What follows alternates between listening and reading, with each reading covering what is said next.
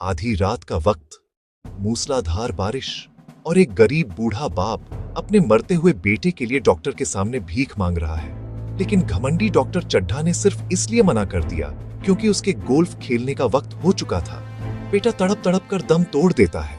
उस लाचार बाप की आंखों में दुख अब एक खौफनाक प्रतिशोध में बदल चुका है।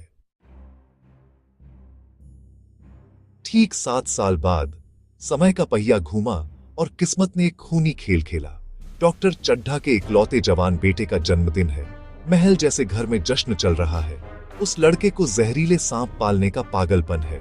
वो मेहमानों को डराने के लिए एक काला नाग हवा में लहराता है और तभी वो काल रूपी नाग उस लड़के को सरेआम डस लेता है। पल भर में चीख पुकार मच जाती है। जहर इतनी तेजी से फैला कि शरीर नीला पड़ने लगा। शहर के सारे नामी डॉक्टर हार मान गए। इकलौता बेटा आखिरी सांसें ले रहा है। तभी खबर आती है कि दूर एक झोपड़ी में अंधेरी रात में एक बूढ़ा भगत लालटेन जलाए बैठा है, जिसके पास मरे हुए को जिंदा करने का महामंत्र है। ये वही बूढ़ा बाप है जिसका बेटा 7 साल पहले डॉक्टर के दरवाजे पर मरा था। आज बदला लेने का सबसे सही वक्त है।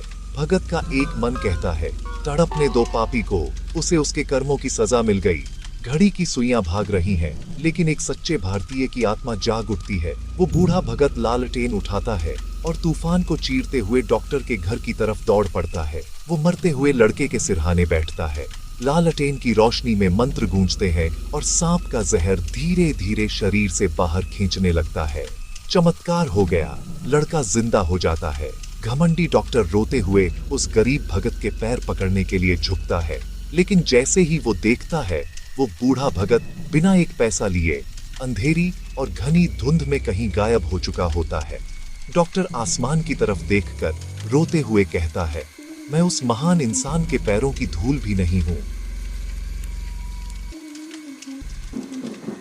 मुंशी प्रेमचंद की यह अमर कहानी मंत्र हमें सिखाती है कि प्रतिशोध से बड़ा क्षमा का महामंत्र होता है। Like and subscribe for more chilling Indian thriller stories. क्या उस बूढ़े भगत ने सही किया या उसे बदला ले लेना चाहिए था? कमेंट में जरूर बताएं।